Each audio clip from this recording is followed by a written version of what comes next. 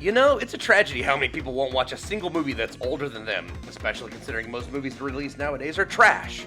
But that's why I'm here, so let's rectify this crime against God and good taste, because today the Movie Howze is here to retro recommend it.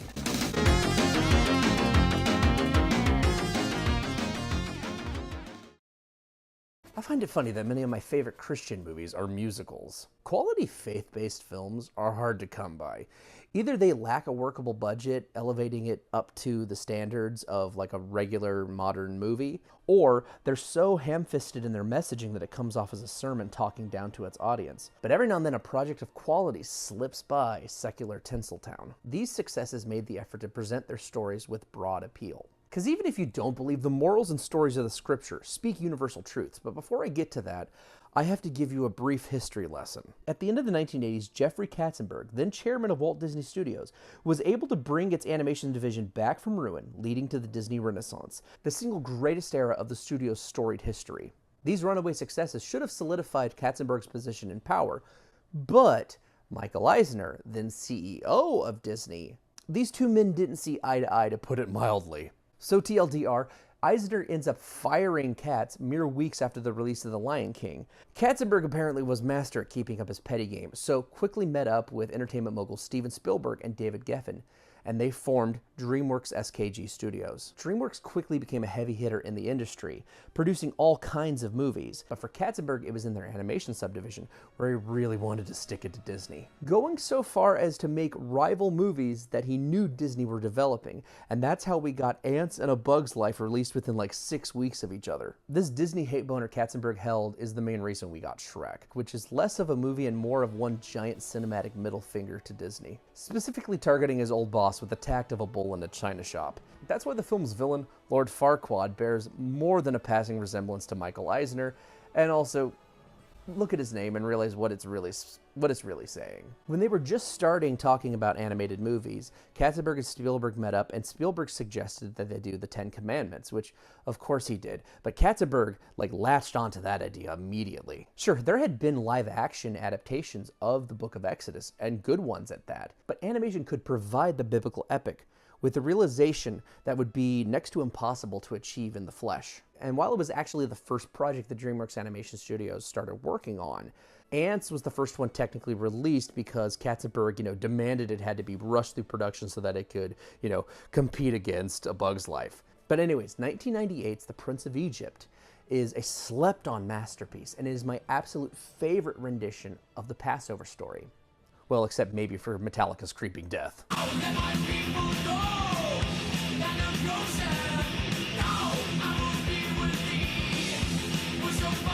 For all you godless heathens out there that didn't attend Sunday school and instead got to enjoy sleeping in on the day of rest, the story chronicles Moses, the titular prince of Egypt, how he turned his back on a life of privilege, ended up being tasked by God to act as his instrument in the liberation of the enslaved Hebrews, a charge that pitted Moses in direct opposition to Pharaoh Ramesses, the man he called brother. So this is obviously not some effervescent trite to shut up the kiddies. This is a heavy story that respectfully adapts Exodus for children and normies. For sure, there are changes to the scripture, but said changes are really in service of fitting a cohesive narrative inside 100 minutes.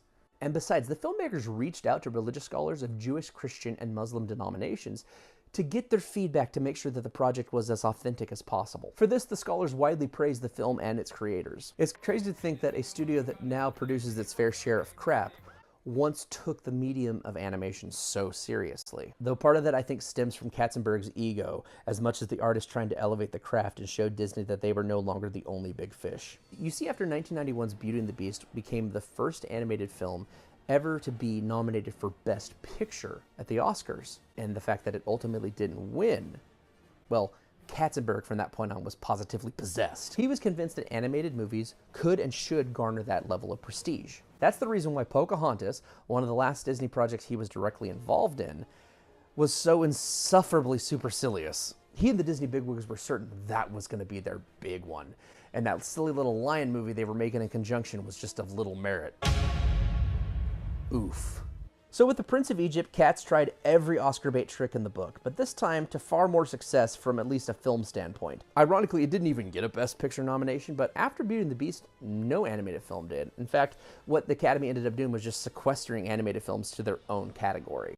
one that they regard as a lesser, which, coming from the crowd that gave Roman Polanski a standing ovation and booed Elia Kazan's Lifetime Award, just reaffirms most of Hollywood are in fact clowns. This movie is an amazing experience to this day, and I don't need out-of-touch narcissists to justify its existence. Firstly, from a visual standpoint, the film's three directors, Simon Wells, Brenda Chapman, and Steve Hickner, all were veterans in animation and took their combined knowledge to craft a movie that reminds you why hand-drawn like 4 out of 5 times looks better than CG. CG certainly has its place, and there's absolutely gorgeous examples of it done right. Hell, to be fair, this flick uses CG at key points, treating it as the filmmaking tool it should be. But its prevalence nowadays has more to do with cost rather than art. There is a soul in hand-drawn that I find lacking in modern-day CG animation. I'm certain we're all in agreement that the Kung Fu Panda movies are brilliant, but can you really tell me that its CG animation looks better than their logos or its dream sequences? The Prince of Egypt is simply stunning from beginning to end.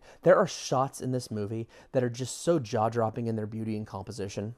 Further enhancing the film is a ridiculously stellar all-star cast, including the likes of Michelle Pfeiffer, Steve Martin, Martin Short, Danny Glover, Patrick Stewart, Helen Mirren, Sandra Bullock, Jeff Goldblum, with Val Kilmer and Ray Fiennes commanding all attention as the show's two leads, Moses and Ramesses. Fiennes is particularly noteworthy since he normally plays villains who lack any humanity, so his Pharaoh Ramesses is a chance for the actor to portray a multi-layered antagonist that we can see is not pure evil. He and Kilmer sell the tragedy of these two brothers fated to become bitter enemies. Rounding out this quest for legitimacy, DreamWorks procured some serious talent from Disney sonically, snagging both The Lion King's Hans Zimmer to provide a film score that is both powerful and evocative, but also they got Stephen Schwartz, the songwriter of The Hunchback of Notre Dame, my favorite Disney movie by the by, and he really outdid himself here, delivering a ruthless barrage of absolute platinum tunes that actually advance their story like the best musicals do. Deliver Us, All I Ever Wanted, Through Heaven's Eyes,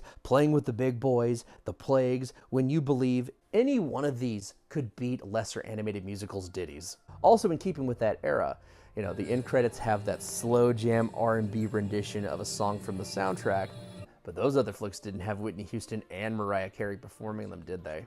You may remember a few vids back, I talked about how the late 90s saw challengers rise up against Disney. While Don Bluth certainly was there first, and Ants is still technically the first animated movie DreamWorks released, I think it's not insane to view The Prince of Egypt as the wake-up call for the industry. Mere months after the Rugrats movie broke box office records for non-Disney animated films, this performed even better worldwide. But more importantly, the quality of The Prince of Egypt could not be ignored. This rivaled, some might say even surpassed flicks from the best Disney had ever offered. It signaled to everyone else that you don't have to settle with being an also-ran. You can actually outdo the mouse. DreamWorks Animation has certainly had much bigger successes nowadays, some truly awesome franchises, interesting one-offs, and yes, cringy pop culture crap, but I always come back to The Prince of Egypt. You might argue that's the Catholic in me, and you're not 100% wrong, but it's still just a beautiful movie, and in the end, I think it's absolutely top-shelf cinema. But that's enough for me. I'd like to hear what y'all thought. Like, comment, and share if you feel so inclined, but more importantly, until next time, stay safe out there.